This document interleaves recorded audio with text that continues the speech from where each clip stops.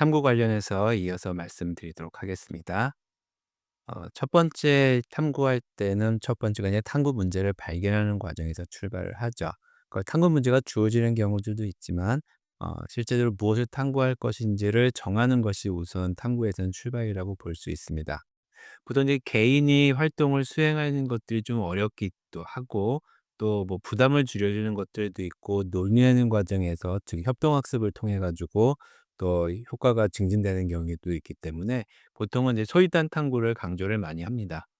2007년 개정 과학과 교육 과정에서 자유탐구 도입할 때 이 소집단 탐구 기법들을 제안을 했었는데 거기에 보면은 협동학습 기법 중에 하나로서 넓고 다양한 학습 경험을 제공하기 위해서 설계돼 있다고 나와 있습니다. 그래서 이 과정들에 대해서 좀 소개를 하면서 설명을 하면 될 것 같습니다. 교육과정에 제시되어 있는 내용들은 짧기 때문에 2007년 개정 교육과정은 교육과정 해설서가 있었거든요. 그 안에 보면은 소위단 탐구를 구성하는 방법에서 1단계를 좀 참고해 볼 만합니다. 첫 번째가 뭐냐? 주제 선정 및 소집단 구성입니다. 그러니까 우선 주제라고 부르는 거 탐구 문제하고 주제하고 여기서 조금 달리 구분해서 이해를 해야 되는데 먼저 주제는 큰 범위에 해당되는 겁니다. 즉 뭐지 안전, 뭐 교통, 스포츠 뭐 이런 식으로 할 수 있을 것 같습니다. 그래서 이 큰 주제에 대해서 이 중에서 탐구하고 싶은 뭐 그중에서 좀 작은 주제들을 자유롭게 이야기를 하게 시키는 거죠. 요게 인제 브레인스토밍을 하게 하는 과정이라서 그거를 인제 비슷한 것끼리 이렇게 묶어 나갑니다. 그다음에 학생들한테 탐구하고자 하는 희망하는 소주제 이 범주를 묶은 거 있죠. 그걸 선택하게 하고 그다음에 같은 주제를 선택한 학생들끼리 이 소집단을 구성한 다음에 그다음에 탐구를 수행할 수 있도록 요렇게 주제를 정하는 거죠. 그래서 뭐 밑에 구체적인 내용들이 잠깐 나와 있습니다. 탐구 주제를 선정할 때 어떻게 해야 되느냐 여러 설명들이 있는데 그중에서 인제 한 가지 보면은 먼저 사실은 연구니까 같이 탐구할 만해야 되죠. 탐구할 가치가 있어야 되지. 결과가 너무 뻔하게 알려져 있는 것도 안 되고 어쨌든 탐구할 만한 가치가 있어야 돼 첫 번째고 그다음에 두 번째 연구자의 능력에 맞아야 된다. 즉 연구자가 할 만한 거 보통 학생들한테 탐구 주제 정하라 그러면은 뭐 노벨상 받을 것처럼 뭐 어마어마한 주제들을 가지고 와요. 그 정도는 아니겠지만요. 그래서 실제로 학생들이 너의 수준에 너의 현재의 지식과 너의 현재의 역량 이런 것에 맞춰서 할 수 있는지 그거를 선택하는 게 중요하고 그래서 세 번째 탐구 가능한 자료 또 실험 도구, 기구 이런 것들을 너가 제공할 수 있냐. 또 여기 추가적으로 하면은 제한된 시간 이건 뭐 연구의 능력하고도 연계될 수 있는데 제한된 시간 내에 수행할 수 있느냐. 그런 등 것들을 다 고려를 해야 된다는 거죠. 그럼 네 번째 이 탐구 주제가 도덕적이나 윤리적으로 문제가 없어야 하는지 요것도 고려할 필요가 있다고 생각이 듭니다. 그래서 학생들한테 탐구를 주제를 정한 다음에 스스로 체크해 보게 하는 거죠. 첫 번째, 우리가 선정한 주제하고 비슷한 연구가 없는가? 요거는 약간의 논란의 소지가 있을 수 있는데 원래 연구는 남들이 한 거를 똑같이 수행하면은 이건 표절이기 때문에 연구가 되면 안 되거든요. 이건 이제 또 어떤 측면에는 과학이라고 하는 거는 이 반복 재생을 했을 때 동일한 결과가 나와야지만 이게 연구로서 가치가 있으니까 그러니까 주제가 똑같으면은 물론 과정이 좀 다를 수 있지만 결국에는 같은 연구가 돼 버린다는 거죠. 그래서 "하면 안 된다."라고 얘기를 하는데 우리가 지금 학생들이 수행하는 탐구는 뭐라고 말씀드렸냐면은 과학자들의 활동들을 그대로 따라서 수행하는 것이 아니라 닮아서 수행하는 것이 바로 탐구라고 말씀을 드렸잖아요. 그런 측면에서 보면은 뭐 똑같지 않아도 사실은 상관이 없다고 그러니까 똑같은 것들을 수행해도 사실은 크게 문제가 되지는 않다라고 얘기하는 사람들도 있습니다. 자 그다음에 비슷한 연구가 있다면 우리가 제안한 주제는 사전 연구와 어떤 점에서 다른가 요거를 체크해야 되죠. 왜 학생들이 수행하는 것들은 비슷한 게 다 있을 수밖에 없어요. 그러니까 그것 중에서 내가 하는 탐구는 어떤 차별점과 어떤 개선점이 있는지 학생들이 스스로 체크해 볼 수 있도록 하는 거죠. 그래서 이미 선행 문제가 해결되어 있지 않은 것 같은 맥락입니다. 자, 고등학생 또는 중학생 또는 초등학생이 할 만한 연구의 주제인가 체크해 봐야 되고요. 여기 1 년이라고 했는데 뭐 6 개월이면 6 개월, 아 일 한 개 1 개월이면 1 개월, 또 정해진 기간 속에 할 수 있는 연구 주제인가 그것도 고려해야 되고, 또 학교 또는 너가 이 연구를 하는데 충분한 장비, 장치, 재료 같은 것들을 구비하고 있는가, 또는 빌릴 수 있는가, 또는 사용할 수 있는가, 이런 것들을 고민해야 된다는 거죠. 최근에는 많지는 않지만 무한 상상실이라거나 아니면 그 개방형 실험실이라거나 이런 것들을 이용해서 학교 이외의 다른 공간에서 실험을 할 수 있는 공간들이 조성이 되어 있는 곳들이 있으니까 이걸 활용하는 것도 의미가 있다고 생각이 듭니다. 또 연구가 실제로 할 만한가, 활용될 만한 부분이 있는가도 체크 포인트로서 확인할 수 있다고 생각이 듭니다. 자, 그다음에 이제 탐구 계획을 수립을 해야 되는데, 탐구 계획을 그냥 드립다 처음에 수행하는 것이 아니라, 또 우리가 선정한 주제에 비슷한 연구가 있는지 없는지를 확인하려면 어떻게 해요? 찾아봐야 되죠. 그런 것들을 모두 다 모아 가지고 첫 연구를 시작하기 전 단계에서부터 마지막까지도 계속 수행하는 과정이긴 하지만, 문제가 정해지면 그다음에 보통 하는 것들이 인제 찾아보는 거죠. 찾아보는 것들을 참고 문헌 검색한다라고 얘기합니다. 참고 문헌은 책이 될 수도 있고 신문 기사가 될 수도 있고 여러 가지가 있을 수도 있지만, 주로 인제 학술 논문들을 좀 찾아볼 수 있도록 하면 도움이 되고요. 또 한 가지는 이 대학교 또는 대학원 수준에서의 학위 논문들을 찾아보면은 그 안에는 설명들이 길게 나와 있으니까 저는 참고해서 도움을 받을 수 있습니다. 리스케이알이라는 곳에 학술 연구 정보 서비스라는 곳이 있는데, 여기에서 국내 학위 논문들을 무료로 다 볼 수가 있거든요. 그래서 그런 것들을 보면 좋고요. 그다음에 KCI GeoKI라는 곳이 한국 학술 인용 책임권을 에 있는 즉 KCI 논문들을 다 보여주는 곳들인데, 여기에서 많은 논문들을 무료로 확인해 볼 수가 있으니까 요걸 이용할 수도 있고요. 그다음에 구글 스칼라는 이제 해외에 있는 뭐 많은 논문들을 인제 검색할 수 있는 곳들이고, 그다음에 이제 과학 같은 경우에는 제가 추천하는 것 중에 하나가 이 전국 과학 전람회라는 것이 있습니다. 그러니까 전국 과학 전람회는 뭐냐 하면은, 우리나라에서 소위 뭐라고 할까요?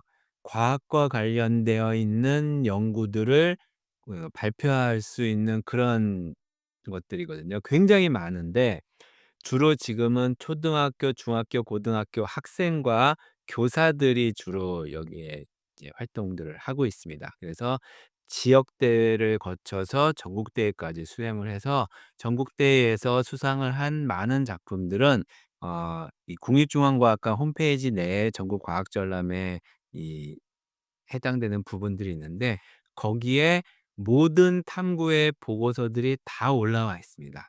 그래서 여러분들이 보면은 여러분들과 그러니까 여러분들이 아니라 여러분들의 학생들이 수행할 만한 탐구들을 여기서 유사한 것들을 많이 찾을 수 있거든요. 그래서 보면은 어떤 방법으로 수행을 했고 어떤 식으로 결과가 나왔는지를 찾아볼 수 있기 때문에, 저는 이 전국과학전람회 홈페이지를 좀 잘 활용하는 것들을 좀 추천을 많이 하고 있습니다.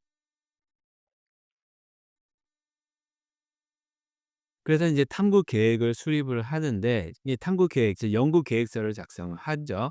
연구 계획서, 탐구 계획서를 작성하는 주요 목적은, 우선 첫 번째는 연구 진행의 가이드가 되는 지침서이기 때문에 계획을 세워서 계획에 맞춰서 수행을 하는 거죠. 그래서 연구는 잘 정리된 상태에서 수행돼야 되는데, 그렇지 않게 되면은 많은 어려움들을 겪게 되는 거죠.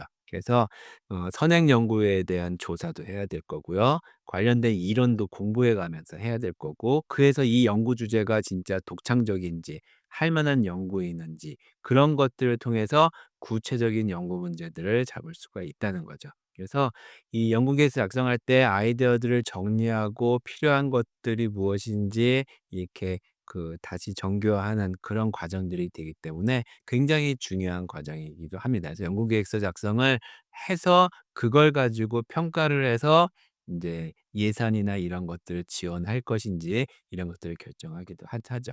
어쨌든 그렇 그런 것과 같이 연구를 진행하기 위해서 연구의 승인을 받기 위한 공식적인 문서로서 연구 계획서를 작성을 하기도 합니다. 그래서 연구 계획서는 작성하는 방식은 여러 가지가 있어요. 그래서 예를 들면은 왼쪽 같은 경우에는 그 영재학교에서 수행하고 있는 이 졸업 논문 같은 거에 쓰는 연구 계획서고, 오른쪽은 한국과학창의재단에서 그 R&E 그 스팀 R&E 뭐 이런 그 학생들 연구를 지원하는 사업들이 있는데, 거기에서 쓰는 연구 계획서의 양식입니다. 되게 이제 비슷한데, 첫 번째는 표지, 제목 뭐 인적사항 이런 것도 포함되고 있죠. 근데 연구 계획서의 요약이 이제 들어가기도 하고, 그다음에 연구의 개요가 들어가기도 하고, 연구의 필요성, 목적이 들어갑니다 합니다. 그래서 보통은 논문에 연구의 필요성, 목적이 들어가기 때문에 연구 필요성, 목적이 들어가는 것들이 일반적이고요. 그다음에 연구의 내용, 무슨 연구인지, 또 어떤 식으로 할 건지에 대한 연구의 방법, 그것들이 들어가고,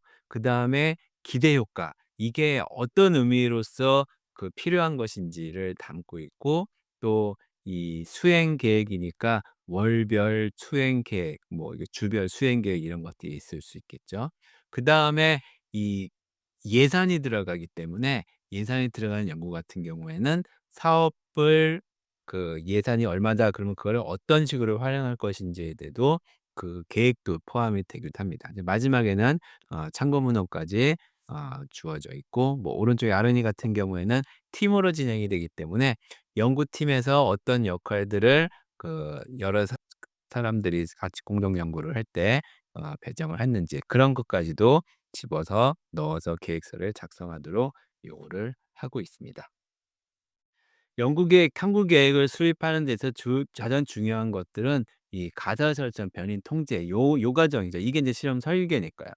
좋은 변인 통제란 뭐냐라고 했을 때, 앞에서 변인이 무엇인지 얘기했었잖아요. 그래서 실험에서 우리가 변화시키려자 하는 것들이 독립 변인 중에 그 조작 변이 되는 거고, 변화할 수 있는 것 중에 일정하게 유지를 시키는 것이 통제 변인이었고, 결과로 나타나는 것이 종속 변이잖아요. 그래서 이 독립 변이 속에 있는 조작 변이과 통제 변인, 그리고 종속 변이, 이런 것들을 이 연구에서 파악하는 것들이 첫 번째로 제일 중요한 거죠.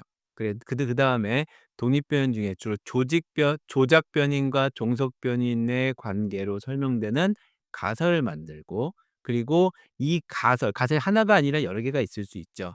각각의 가설들을 증명하기 위한 방법, 변화시키는 조작 변이는 어떤 식으로 변화시킬 것인지, 통제 변이, 즉 어떤 식으로 나머지를 일정하게 동일한 조건을 만들 것인지, 그리고 최종적으로 종속 변이는 어떤 방법으로 측정할 것인지, 그런 것들을 계획을 세우는 게 탐구 계획 수립에서 가장 중요한 거라고 볼 수 있습니다. 그래서 변인 통제를 학생들이 어떻게 잘해야 된다, 뭘 지금 말씀드렸던 "이러이러하게 하라."라고 얘기할 수 있지만, 첫 번째 실험 목적을 분명하게 해야 되고요. 그다음에 앞에서 말씀드렸던 변인 중요하다고 했잖아요. 그래서 학생들에게 변인을 찾아 가지고 정리하는 습관을 기울이도록 하면 되게 좋을 거라고 생각이 듭니다. 그래서 이 변인 통제를 왜 해야 되는지, 이것들이 어떤 결과에 영향을 주는지를 학생들이 이해할 수 있도록 지도할 필요가 있습니다.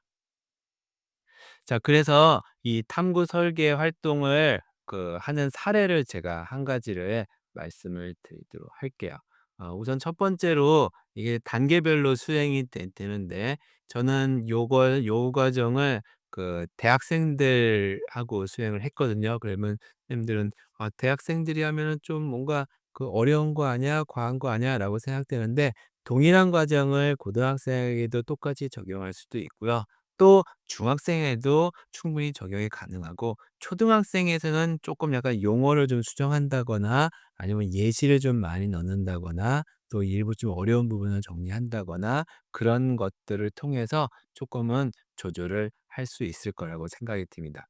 우선 첫 번째로 문제를 발견하는 것들이 좀 어렵기 때문에, 저는 짧은 시간 동안에 설계를 하는 것만 여기서 연습을 해서, 요거는 탐구 문제를 제가 주어 줬어요. 그래서 탐구 문제는 몇 개의 영상과 그다음에 주로 이제 영상에 있는 걸 가지고 줘서, 특별한, 그러니까 문제를 줬다기보다도 그 문제를 찾을 수 있는 이 어떤 상황을 준 거죠. 그래서 좀 신기하고 재미있는 상황을 준 거였었는데, 모두 저는 이제 수업 시간에는 10개 정도의 상황을 줬는데 지금 화면에는 4 개만 보이죠. 요 각각에 대해서 우선 하나 뭐 예를 들어 하나만 보고 가도록 하겠습니다. 어 여기 제 영상 URL이 나와 있는데, 요 URL을 그 직접 선생님들이 한번 들어가서 한번 보도록 하세요. 이게 인제 제가 파일이 있으면은 파일을 볼 수가 공유할 수 있으면은 바로 클릭해서 보면 되는데, 안 되는 경우에는 요렇게 좀 보면 될 것 같습니다.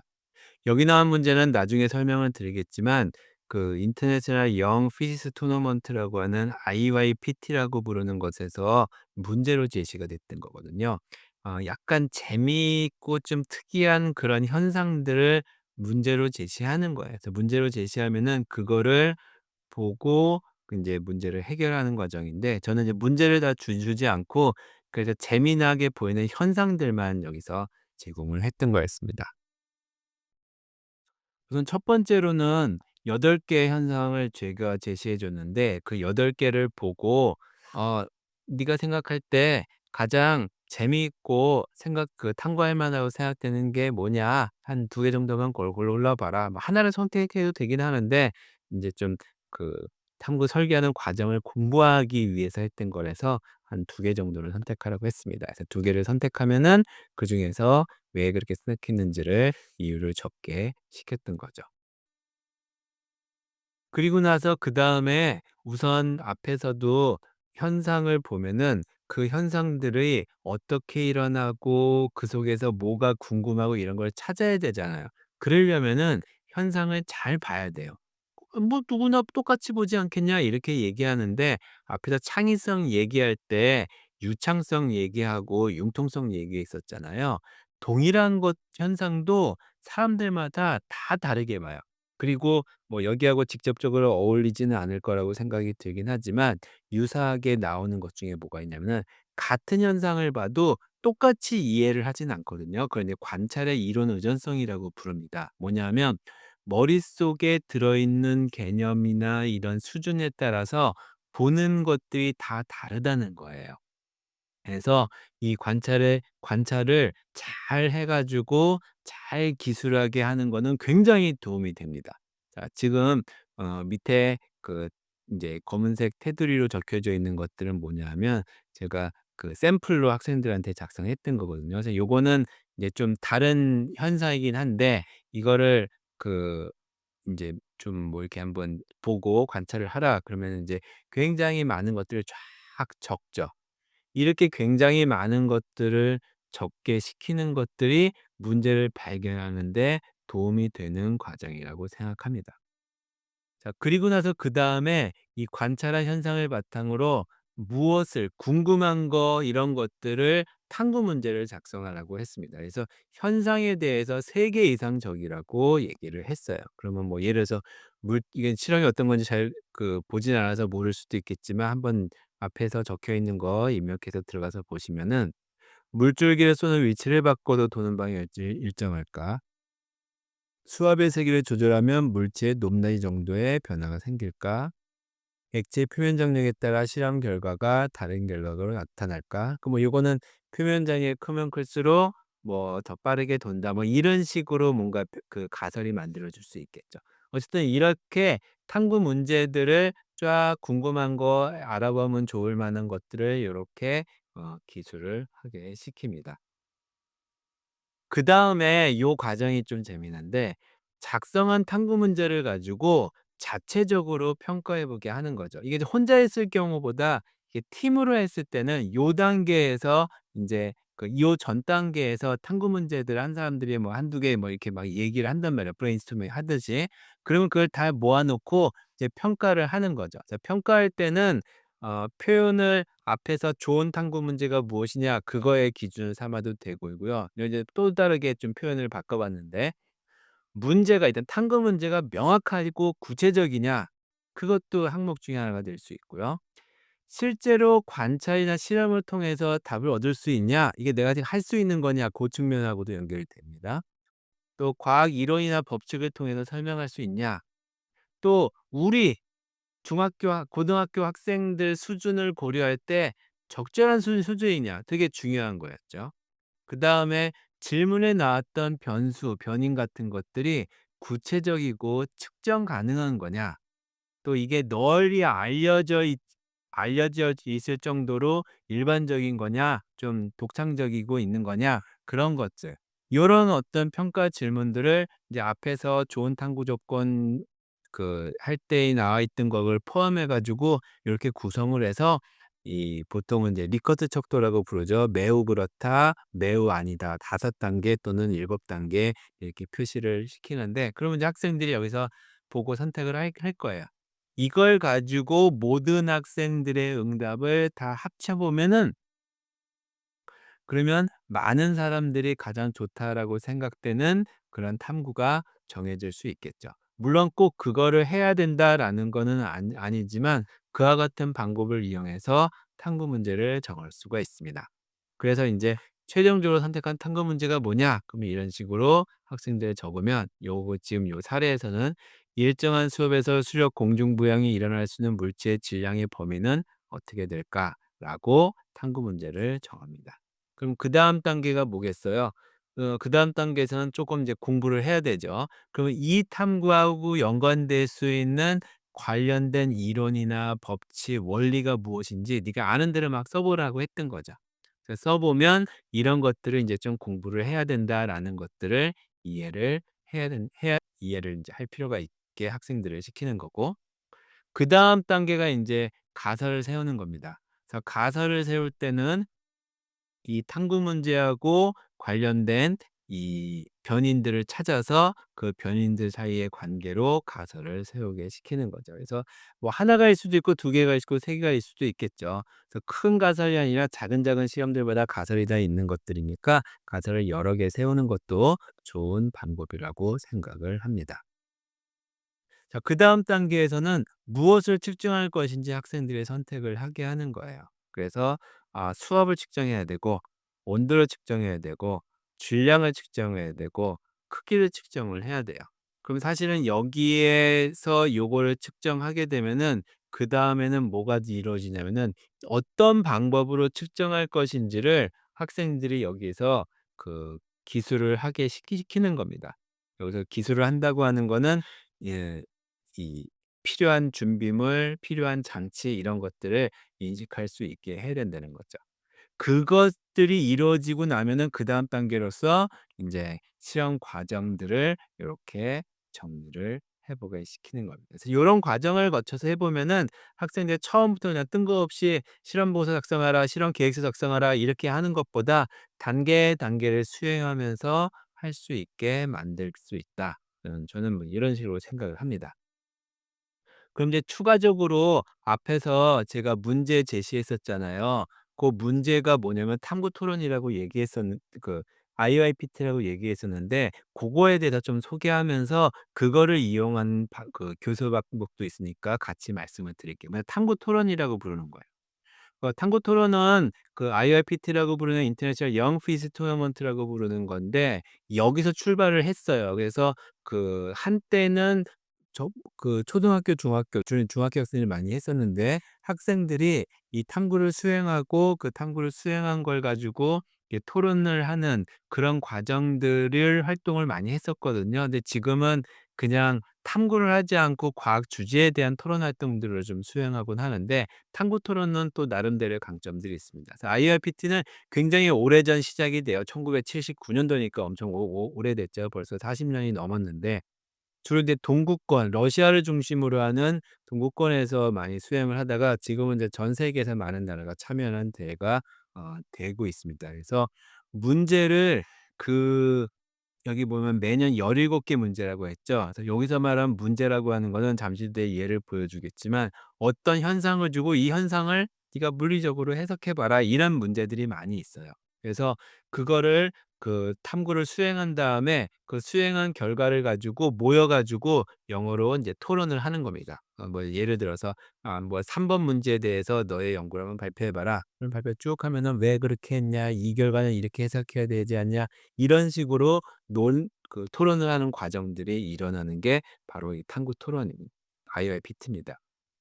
그래서 어 이제 5 명을 학생으로 해 가지고 구성을 해서 토론대에 나가고 그중에서 3 명이 인제 참가해서 토론을 수행하는데 발표팀이 있고요. 그다음에 그 반론팀이 있어요. 근데 발표팀과 반론팀 사이에 토론을 벌이는 거고, 또 재미난 것 중에 하나는 평론팀이 있어서 옆에서 양 두 팀이 토론하는 과정들을 살펴보고 각각의 장점, 단점 이런 것들을 서로 설명을 하고 얘기를 하는 과정들을 거치죠. 요 과정을 인제 여러 라운드를 거쳐 가면서 전체 탐구 문제들을 한번 연습을 해 보게 되는 겁니다. 그래서 뭐 지금 이제 심사도 보면은 이렇게 심사위원들이 쫙 앉아 가지고 이제 표지판을 들어요. 이거는 발표팀 몇 점 그러면은 뭐 8 점, 9 점, 7점 이렇게 듣고, 그래서 과하게 높은 점수를 주거나 과하게 낮은 점수를 주면은 이제 왜 그런 점수를 줬는지 이렇게 설명을 하기도 하고, 그러면서 약간의 교육적인 측면과 이런 대외적인 측면이 같이 이루어지고 있는데, 요걸 저는 그 중학생들을 대상으로 수행해 본 적이 있었는데, 영재원에서 학생들은 충분히 할 수 있다고 생각이 듭니다. 그래서 토론대회 같은 경우들도 수행한 결과를 가지고 논의하는 거라서 상당히 재미있게 수행을 하고 많은 것들을 배우고, 또 한 가지는 그 이 IIPT라고 부르는 이게 여기는 지금 우리 토론 탐구 토론이라는 걸 얘기를 하니까, 탐구 토론은 우선 첫 번째 토론, 그러니까 탐구가 바탕이 돼야 돼요. 즉 장기간에 걸친 집단 공동 토론을 한 공동 연구를 한다는 게 중요한 거고, 그다음에 의사결정 능력과 판단력이 늘어나고요. 그리고 다른 사람들을 인제 다른 사람의 탐구를 평가하려면은 비판적으로 바라보게 되는데, 그런 비판적 그 사고력이 증가하면서 자기가 수행한 탐구 과정을 역으로 또 비판적으로 보게 돼요. 왜냐하면은 내가 탐구기 보고서를 제출하고 나고 탐구 결과들을 발표하고 나면은 공격을 당하게 되잖아요. 그 결국에는 나에 대한 공격을 사전에 막기 위한 완성된 탐구를 수행할 수 있게 되는 거죠. 그래서 그런 과정을 통해서 학생들의 많은 발전들이 일어나곤 합니다. 그래서 인터넷에 IIPT 이렇게 검색해 보면은 그 연 열 그러니까 17개 문제라고 했었잖아요. 그 문제들을 다 공개를 해 놓고 있어요. 그래서 그 문제들을 보면은 그 실제로 그 '아 이러이러한 문제들이 나오는구나.'라고 볼 수 있는데, 제가 여기 여 8개 그 수업 시간에 사용했던 현상인데 그 내용인데, 굉장히 그 재밌는 현상이에요. 그리고 그 현상들이 잘 그래도 보이는 유튜브들을 하나씩 찾아 가지고 올려 놨거든요. 그래서 여러 선생님들 나중에 한번 시간 되시면은 요거 한번 보면서 '아 요거는 우리 초등학생들이 같이 해볼 수도 있지 않겠냐.'라고 생각이 드는 것들이 꽤 있습니다. 뭐 예를 들면은 이 3번 같은 경우는 뭐냐면은 종이 가지고 요렇게 약간 말 모양 같은 이런 거를 만들어 놓고 얘를 그 경사면으로 놓게 되면은 얘가 흔들흔들하면서 이렇게 진행하면서 내려오거든요. 그래서 요런 것들을 충분히 만들어 볼 수 있으니까 만들고 실험하고 그 실험 결과들을 발표하고 토론하는 이런 활동들도 충분히 수행할 수 있을 거라고 생각을 합니다. 요런 예시들 몇 가지를 말씀을 드렸습니다.